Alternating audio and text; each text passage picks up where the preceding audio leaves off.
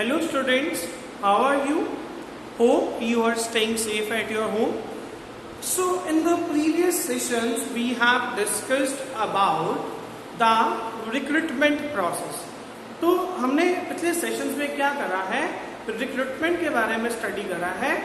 तो recruitment is what? Recruitment is inviting more and more candidates to come and apply for the vacant job position.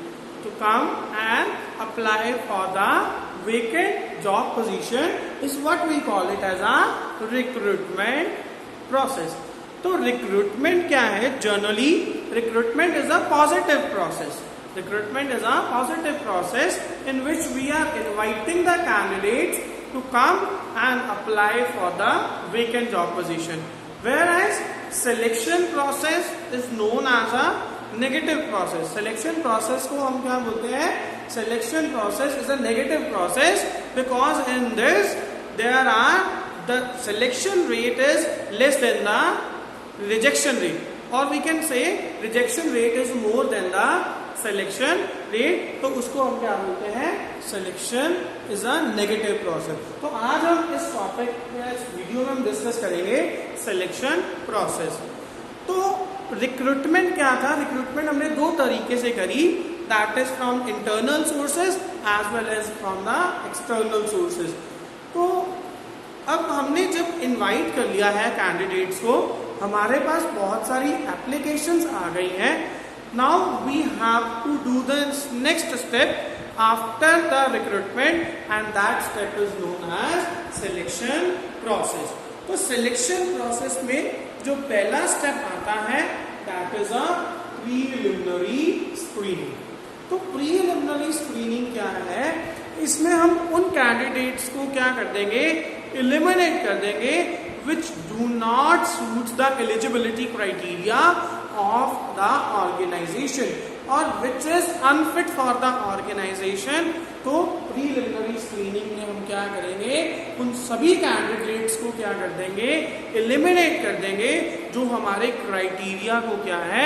Suit नहीं करते हैं, which do not suits our criteria, or we can say that the यानी कि छांटा छटाई करेंगे हम इसमें. ठीक है, तो हम वो एप्लीकेशंस निकाल देंगे जो हमारी एक्सपीरियंस से अकॉर्डिंग नहीं है, जो हमारी क्वालिफिकेशन के अकॉर्डिंग नहीं है, या फिर हमें लगता है कि हमें इस तरह के एम्प्लॉइज नहीं चाहिए. तो that is what we call it as we are scrutinising the applications. हम एप्लीकेशंस को क्या करते हैं? स्क्रूटिनाइज करते हैं. उसके बाद प्रीलिमिनरी स्क्रीनिंग के बाद द एलिजिबल कैंडिडेट्स, जो एलिजिबल कैंडिडेट्स हैं, they are called for the selection test. They are called for the selection test. Now there are many kinds of selection test which are being performed in the organisation. जैसे कि intelligence test है, aptitude test है, और we can say trade test है. तो intelligence test में हम क्या चेक करते हैं? इंटेलिजेंस टेस्ट में हम चेक करते हैं कि बंदे का जो आईक्यू लेवल है, जो बंदे का इंटेलिजेंस लेवल है, वो कितना है. इंटेलिजेंस टेस्ट में हम क्या करेंगे? बंदे का जो आईक्यू लेवल है वो चेक करेंगे, उसकी इंटेलिजेंस पावर को चेक करेंगे कि वो बंदा कितना वो इंटेलिजेंट है. उसके बाद आएगा एप्टीट्यूड टेस्ट. एप्टीट्यूड टेस्ट में हम क्या देखेंगे? एप्टीट्यूड टेस्ट में हम उसकी डिसीजन मेकिंग स्किल्स को चेक करेंगे कि वो बंदा डिसीजन लेने में कितना काबिल है या कितना काबिल नहीं है. We will check his behaviour, कि उसका जो बिहेवियर है वो पॉजिटिव है या नेगेटिव है, whether the person is a introvert और the person is a extrovert. तो ये क्या है? हम एप्टीट्यूड टेस्ट में चेक करेंगे. उसके बाद क्या आता है? That come the trade test. Trade test मतलब कि उस बंदे का किस फील्ड में ज्यादा इंटरेस्ट है, किस ट्रेड में ज्यादा इंटरेस्ट है, हम क्या है फिर वो ट्रेड टेस्ट चेक करेंगे. So these are some of the kind of the test. Like personality test also, we will conduct personality test to check the personality of the person, whether the person's personality is accurate for the suitable job or not. तो selection test के बाद जो the person who clears the selection test are called for the employment interview. तो employment interview में क्या है, हम उससे इंटरव्यू में बहुत तरह के क्वेश्चंस पूछते हैं, उनके बारे में पूछते हैं कि what is their qualification, what is their we can say that the test, the interest of the employees, the salary expectations. तो ये सारा कुछ क्या है एम्प्लॉयमेंट इंटरव्यू में है. तो एम्प्लॉयमेंट इंटरव्यू में क्या है, we are talking about its temperament, his interest, his presence. तो ये सारा कुछ क्या है हम एम्प्लॉयमेंट इंटरव्यू में कि उसको अपने फील्ड के बारे में कितनी नॉलेज है, उसको अपने फील्ड के बारे में कितनी नॉलेज है, उसका किस चीज में इंटरेस्ट है, उसका जो जवाब देने का तरीका है वो कैसा है, ये सारा कुछ हम क्या है एम्प्लॉयमेंट इंटरव्यू में चेक करते हैं कि whether the person is we can say that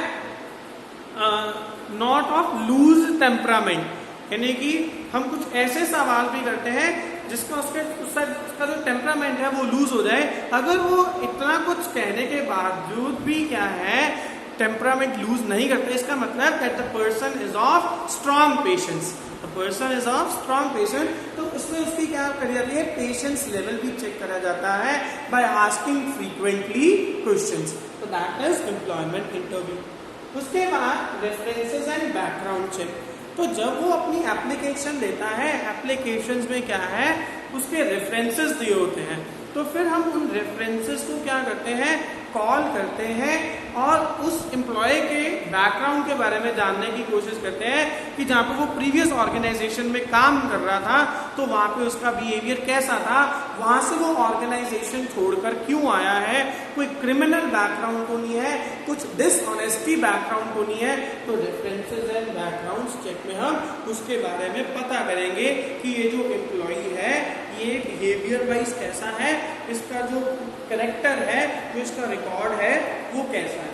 in case of the new candidates, freshers के लिए हम रेफरेंसेस में किसका नाम लिख सकते हैं, that is of the college professor और यूनिवर्सिटी प्रोफेसर जिनसे हम पढ़ के आए हैं. अगर हम एग्जिस्टिंग एम्प्लॉय हैं तो हमें किस चीज का, हम किस बंदे का रेफरेंस दे सकते हैं, हम अपने प्रीवियस बॉस का रेफरेंस दे सकते हैं. तो that is references and background. तो रेफरेंसेस में हम क्या है अपने फ्रेंड्स का या अपने रिलेटिव्स का जो एड्रेस है, जो नेम है वो नहीं दे सकते, क्योंकि हमारे फ्रेंड्स है, जो हमारे रिलेटिव्स है वो हमारे में कभी भी नेगेटिव नहीं बोलेंगे. Next selection decision. तो रेफरेंसेस चेक करने के बाद जो मैनेजमेंट है, जो पैनलिस्ट है, सिलेक्शन पैनलिस्ट है, वो क्या करेगा, they will decide whether to select a particular candidate और नॉट. तो दे विल डिसाइड. तो फिर उसमें क्या आएगा, सिलेक्शन डिसीजन में हम डिसाइड करेंगे कि whether the person should be selected for a particular position और नॉट. तो after deciding that whether the candidate is to be selected or not, then another step comes medical examination. The candidates who are selected for the vacant job position are medically examined. उनका फिर medical होता है कि whether the person is physically fit, उसको कोई problem तो नहीं है, कोई ब्लड प्रेशर की प्रॉब्लम तो नहीं है, कोई डायबिटिक तो नहीं है वो पेशेंट कैंडिडेट, या फिर उसको कोई ऐसी प्रॉब्लम तो नहीं है जिससे ऑर्गेनाइजेशन में क्या हो सके, we can say that organisation में कोई बीमारी आ जाए. तो पहले उसके सारे मेडिकल होंगे, सारा एग्जामिनेशन होएगा कि whether the person is fit for the organisation और नॉट. उसे कोई ऐसी बीमारी तो नहीं है जिससे क्या है कि ऑर्गेनाइजेशन में बीमारी फैलने का डर है. तो that is medical examination. Medical examination की रिपोर्ट सारी क्लियर आने के बाद, नॉर्मल आने के बाद, तो we are offering them job. फिर हम क्या है उसको जॉब ऑफर करते हैं, congratulate you are offered a job. ठीक है, फिर हमने उसको जॉब ऑफर कर दी. तो जॉब ऑफर के बाद, ऑफर लेटर देने के बाद there is a contract of employment. फिर एम्प्लॉई और एम्प्लॉयर के बीच में कॉन्ट्रैक्ट साइन होएगा कि आपकी जो वर्किंग आवर्स है वो कितने हैं, टाइमिंग्स कितनी है, आप कितनी लीव्स ले सकते हो, आपकी सैलरी कितनी है, आपको आपका EPF कितना कटेगा, आपका ये जो दूसरे फंड्स हैं वो कितने कटेंगे, आपको बेसिक पे कितने मिलेगी। तो ये सारा कुछ कॉन्ट्रैक्ट ऑफ एम्प्लॉयमेंट में क्या है मेंशन करा जाएगा। आपकी जॉब क्या है, आप किस दिन से ज्वाइन कर रहे हो, ठीक है। उसके बाद आपके अलाउंसेस क्या है, आप कितनी लीव ले सकते हो एक महीने में या एक साल में आप कितनी लीव ले सकते हो। तो ये सारा कुछ क्या है हम कॉन्ट्रैक्ट ऑफ एम्प्लॉयमेंट में मेंशन करेंगे। अगर एम्प्लॉय को ये सारी टर्म्स एंड कंडीशंस क्या होंगी, वी कैन से दैट सारी मंजूर होंगी कॉन्ट्रैक्ट ऑफ एम्प्लॉयमेंट की जो टर्म्स एंड कंडीशंस है, देन दे विल साइन। अगर उसको वो टर्म्स एंड कंडीशंस क्या है नहीं ठीक लगती है, then they will not sign the contract। तो कॉन्ट्रैक्ट साइन करने के बाद now there is a we can say that relation between a employer and a employee। तो ये था सिलेक्शन प्रोसेस कि हम कैसे ऑर्गेनाइजेशन में एम्प्लॉय को सेलेक्ट करते हैं। So please watch this video very carefully, and if you have any doubt you can write it down on your notebook and I will sort out your queries on the tomorrow's Zoom session. So please watch this video carefully. Thanks and have a nice day.